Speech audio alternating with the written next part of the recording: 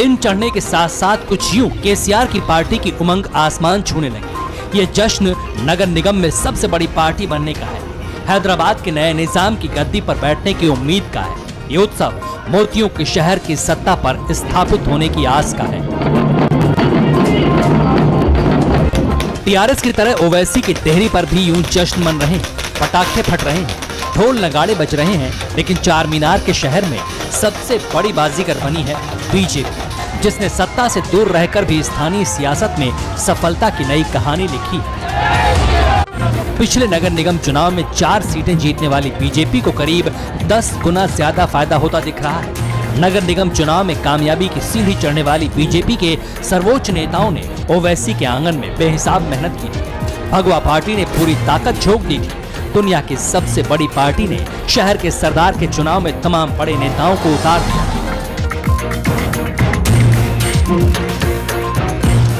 ओवैसी का किला ढहाने के लिए बीजेपी के चाणक्य खुद सड़क पर उतरे थे हैदराबाद में।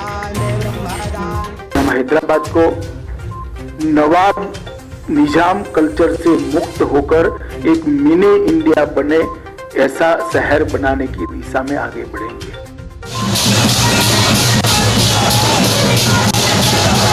अमित शाह से पहले जेपी नड्डा पहुंचे थे और पहुंचे थे वो योगी आदित्यनाथ जो मौजूदा सियासत में हिंदुत्व के सबसे बड़े चेहरे हैं। योगी आदित्यनाथ ने हैदराबाद का नाम बदलने का ऐलान कर वोटों की गोलबंदी करने की पूरी कोशिश की। अगर फैजाबाद अयोध्या हो सकता है, भाइयों बहनों, अगर इलाहाबाद प्रयागराज हो सकता है, तो हैदराबाद भी भाग्यनगर फिर से बन सकता है। और उसी भाग्यनगर के भाग्य को बनाने के लिए चुनाव है।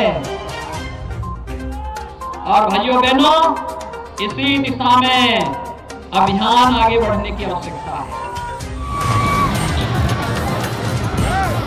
भाग्यनगर के आसरे भाग्य बदलने का सपना देखने वाली बीजेपी का भाग्य खुल गया। जिस रणनीति के साथ बीजेपी ग्रेटर हैदराबाद नगर निगम का चुनाव लड़ रही थी, उसमें कामयाब रही।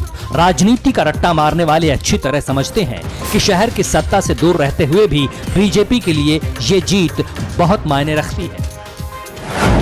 82 लाख की आबादी वाला ये ग्रेटर हैदराबाद तेलंगाना में बीजेपी की भविष्य की रणनीति का हिस्सा है।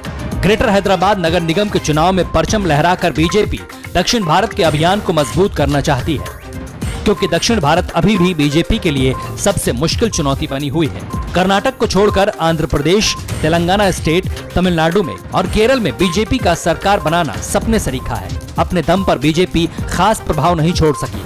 चुनाव में अन्य दलों के साथ गठबंधन करके ही बीजेपी कुछ सीटों पर जीत दर्ज कर पाती है। यही वजह है कि हैदराबाद नगर निगम की गिनती बढ़ने से बीजेपी को यहाँ दक्षिण के किले में बड़ी उम्मीद की जीत दिख रही है, खासकर तेलंगाना में, जहां 3 बरस बाद चुनाव होना है। ऐसा इसलिए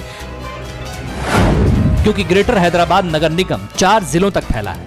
पूरे इलाके में 24 विधानसभा क्षेत्र शामिल हैं। ग्रेटर हैदराबाद नगर निगम में तेलंगाना की 5 लोकसभा सीटें आती।